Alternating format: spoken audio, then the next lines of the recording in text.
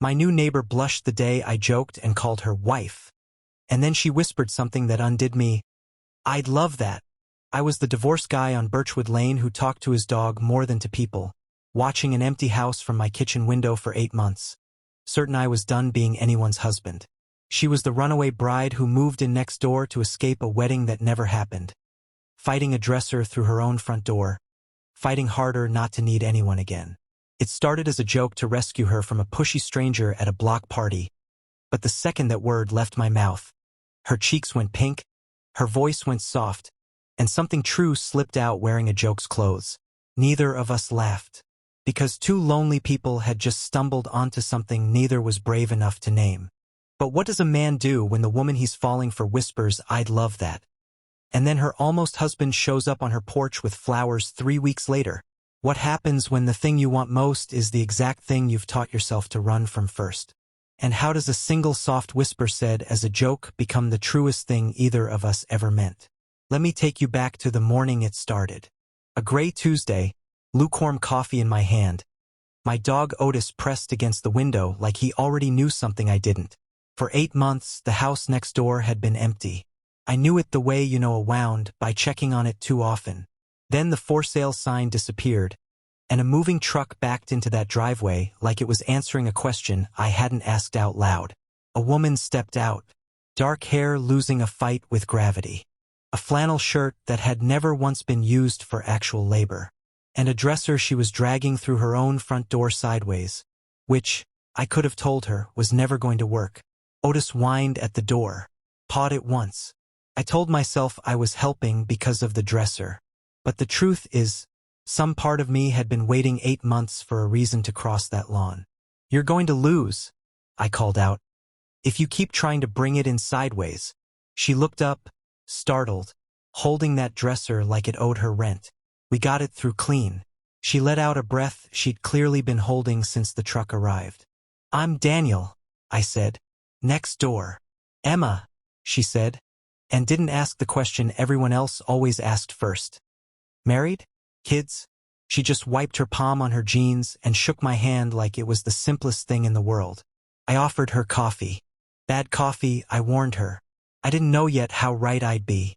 I burned it completely. The kitchen filled with a smell like a campfire that had made several poor life choices. She drank it anyway, didn't even flinch. She was a teacher, she said. Just transferred. Wanted something quieter. She didn't say quieter than what, and I didn't ask because I already understood that some people move not toward something but away from it.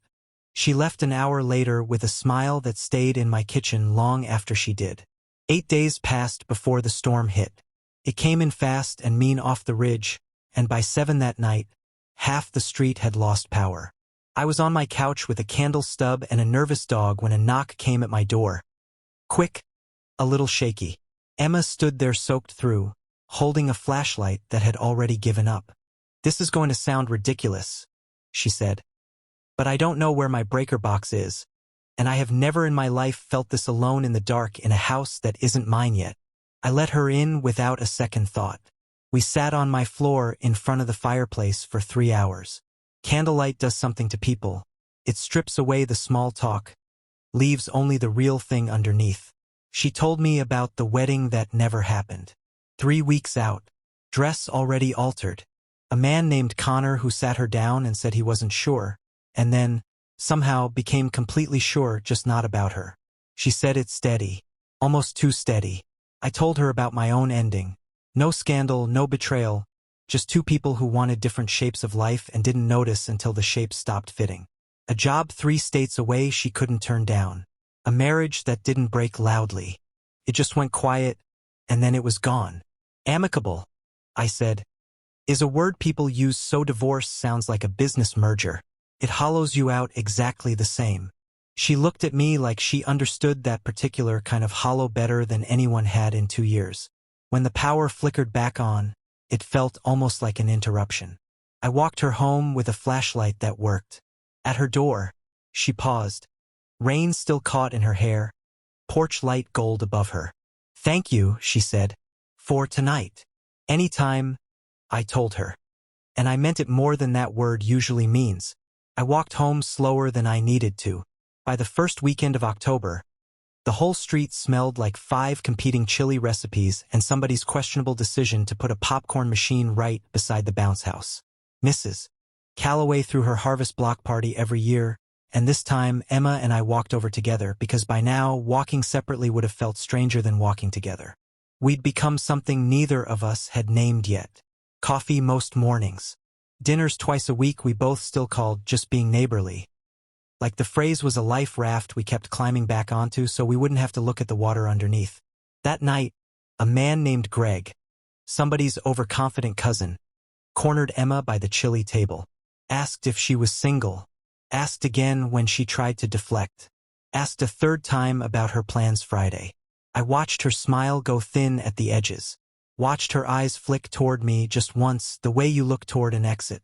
I crossed the yard, slid an arm easy around her shoulders. Actually, I said, she's my wife. Sorry, Greg. You're a little late to this one. Came out lighter than I expected. More reflex than plan. The kind of joke you make just to clear a room. Greg apologized too many times and retreated toward the popcorn machine. Emma laughed. But her cheeks had already gone pink, and not from the October cold. And she didn't step out from under my arm the way I half expected her to. Wife? She repeated, slow, like she was trying the word on for size. Then quieter. Almost like she hadn't fully decided to let the words out at all. I'd love that. I felt it land somewhere under my ribs. Sharper than a joke should ever be able to land. Neither of us said anything else. The party kept moving around us. Mrs.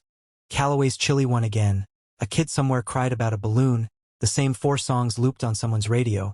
But Emma and I stood there in the middle of it, not quite looking at each other, both of us very aware that something true had just walked out wearing a joke's clothes.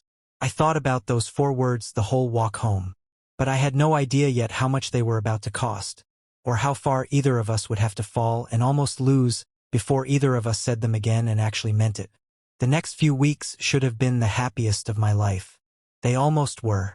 Otis and Walter struck up an unlikely truce, the cat sitting just out of paw's reach, supremely unimpressed, while my dog lost his entire mind about it every single morning. Emma and I built a bookshelf in my shop, actually built it this time, instead of me tearing apart one I didn't need just to have something to do with my hands. She sanded the edges smoother than I would have bothered to. A thing should be done right, she said. Or not at all. I watched her say that and thought, quietly, I'd like to be done right. By someone. Maybe her. I didn't say it out loud. We were 2 people very good, by then, at not saying the true thing. My friend Marcus came by one evening and clocked it in about 4 seconds flat. Just neighbors, he repeated. Watching us argue about paint stain undertones like the fate of the house depended on it. Sure. Just neighbors who finish each other's sentences. Walnut undertone, Emma said, holding up the sample card like courtroom evidence. It matters. Marcus caught my eye later in the kitchen. You know you're in trouble, right? I'm aware, I said. Does she know you're aware? I didn't answer that one. The honest answer was no, because the second I say it out loud, it stops being safe. But safety, I was about to learn, is not something you get to keep just by staying quiet. Connor showed up on a Saturday in November. I wasn't there for the knock. I was walking Otis past her house 20 minutes later, same route I always took, and I saw them on her porch. Flowers in his hand. His shoulders hunched in that universal posture of a man asking for something he already knows he doesn't deserve. My stomach dropped before my brain had even caught up to why. I'd seen that posture before. I'd lived the other side of it. Me asking, someone's arms crossed. The whole shape of an ending that was already decided before the words caught up to it. Except this time I wasn't the one asking. I was the one standing on the sidewalk, watching someone else's almost husband try to undo 3 weeks of devastation with a bouquet from the grocery store. I lifted a hand. I'm not even sure either of them saw it. And then I did the thing I am least proud of in this entire story. I went home. I told myself it wasn't my business. That's true, technically.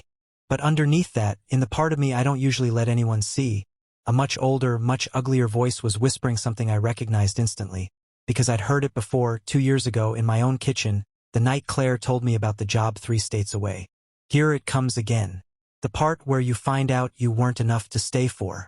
I didn't answer Emma's text that night, or the one the next morning. Just 3 words, "Hey, you around?" Sitting there on my phone like a small, patient knock I refused to open the door to. One day became 3. I sanded a board in my shop that didn't need sanding. My hands remembered exactly how to do this, how to disappear into wood grain instead of feeling anything. It was the same trick they'd learned after the divorce. I thought I'd unlearned it. I hadn't. I'd just been waiting for a reason to use it again. On the 3rd evening, I noticed Otis sitting at the fence line, staring at her dark porch like he'd lost something too. That's when Marcus called, and I made the mistake of answering. "You're an idiot," he said, with the directness of a man who'd earned the right over 15 years of friendship. "Thanks for that.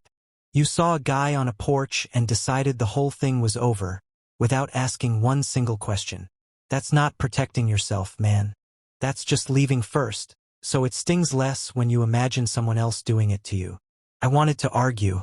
Instead, I sat there with cold coffee in my hands and let it land, because the thing about Marcus is, he's rarely wrong about me, especially when I'd very much prefer that he was. The truth, once I finally let myself look straight at it, was uglier and simpler than I wanted. I was scared. Scared of being someone's almost enough again. So scared of being left a second time that I'd left first, quietly, with silence instead of words, and called it protecting myself. But protecting myself from what exactly? From a woman who left her porch light on for me. From a chipped blue coffee mug I now kept on my own shelf without remembering when I decided to. From a cat who tolerated my dog out of what I was pretty sure, by now, was real affection. I missed her so much it embarrassed me. Fear doesn't actually protect you from loss. It just guarantees you lose the thing on your own terms, and calls that a victory. I didn't want a victory like that. Her porch light was on when I walked over, hands shoved in my pockets, rehearsing absolutely nothing, because I already knew if I rehearsed it, I'd lose the nerve halfway across the lawn. She opened the door before I even knocked, like she'd been watching for me the same way I'd once watched an empty house from my kitchen window. "He came to apologize," she said, before I could get a single word out. I told him within 90 seconds there wasn't anything to come back to. I didn't feel anything when I saw him, Daniel. Not anger, not longing, just relief that it was finally, actually over. Her voice caught, just slightly. "What hurt was you disappearing for 3 days without asking me a single thing about it." "I know," I said. "I'm sorry. I saw him on your porch and I went straight to the worst story I already knew how to tell myself. And I didn't give you the chance to tell me the real one." "Why?" "Because I've been the guy who got left for someone else's idea of a better life," I said, and the words came out rougher than I meant. "And some part of me has been waiting this whole time for you to remember you deserve better than a divorced man who talks to his dog more than to people." She reached out and took my hand, right there on her porch, like it was the simplest thing in the world. "I don't want better than you," she said. "I want you." We stood there a long time, her hand in mine, the porch light doing its quiet work above us. For the first time in longer than I could remember, the silence between us didn't feel like something either of us needed to fill with a joke. But something was different now. The word wife was still sitting between us, exactly where she'd left it that night at the chilly table, and we both knew, standing there in the cold, that sooner or later, one of us was going to have to pick it up again. Weeks passed. Early winter now. Frost silvering the grass most mornings, the kind of cold that makes a porch blanket and 2 mugs of coffee feel like the entire point of having a porch at all. We sat under one blanket, Otis sprawled across both our feet like he'd appointed himself official keeper of the moment. Steam curled off the coffee. Somewhere down the street, a dog barked twice and went quiet. I'd been carrying the question for weeks by then, turning it over so many times in my head it had gone smooth, like a stone worn down by water. But carrying a question and actually asking it out loud are 2 completely different kinds of brave. "Can I ask you something?" I said. "About the block party." She glanced over, already half smiling, like she somehow knew exactly where this was going. "Mrs. Calloway's chili. Still undefeated." "Not the chili." I turned to face her properly, and my heart picked up speed in a way that had nothing to do with the cold. "When I said you were my wife." As a joke, to get Greg to leave you alone. You said you'd love that. I'd rehearsed a dozen smoother ways to say this, and none of them came out. So I just said it plain. I've thought about it almost every day since. I need to know if you meant it as a joke. Or if you meant it the other way. She went quiet. Not the bad kind of quiet. The kind where someone is making sure the words come out true before they let them go. I meant it the other way, she said. I just didn't expect to mean it that fast. About someone I'd known a month. It scared me a little, if I'm honest. She paused. It still does. A bit. It scares me too, I admitted. I think that might just be what it feels like when something's real instead of safe. I took her hand. It was becoming a habit I had absolutely no interest in breaking, and felt my pulse going faster than the moment probably called for. Except I think it called for exactly that. So I'm asking for real this time, I said. Not to get rid of Greg. Not as a joke. If I called you my wife, someday when we're both ready, no rush, just someday, would that still be something you'd want? She didn't make me wait. I'd love that, she whispered. Same 4 words. Same soft catch in her voice. But this time there was nothing for either of us to laugh off afterward. This time, the words had nowhere else to go but exactly where they landed. I kissed her then. Slow, certain, frost glittering on the grass around us. Otis sighing dramatically at our feet like he'd been waiting months for us to catch up to something he'd known all along. A year later, Mrs. Calloway's backyard looked almost the same as it had that night. String lights crossing the yard, folding chairs in uneven rows, somebody's chili simmering somewhere it had absolutely no business being at a wedding. Except this time the lights were strung for us. Emma stood across from me in a dress the color of the first frost, and I had never in my life felt less like the man who used to talk mostly to his dog. I called it, Mrs. Calloway told anyone who'd stand still long enough to listen. More than once that day.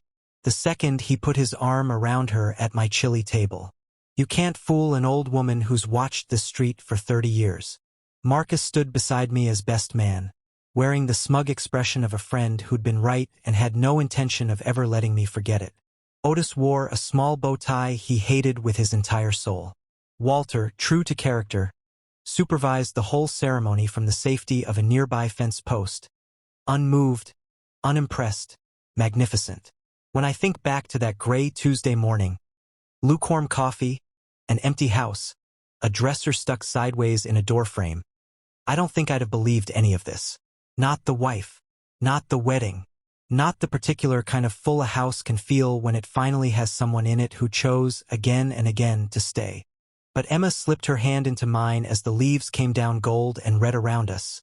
Same as the year we met. And I understood something I hadn't let myself believe in a long time. Some jokes turn out to be the truest things you've ever said. You just have to be brave enough to say them twice, once by accident and once on purpose. So here's what I want to leave you with. Somewhere out there, you might already be living next door to the person who could change your whole life. And the only thing standing between you and them might not be distance or timing or fear of getting hurt again. It might just be 3 small words you've never had the courage to say out loud. And mean. If saying them could either break your heart all over again, or finally build the home you've been quietly aching for, would you have the courage to say them anyway?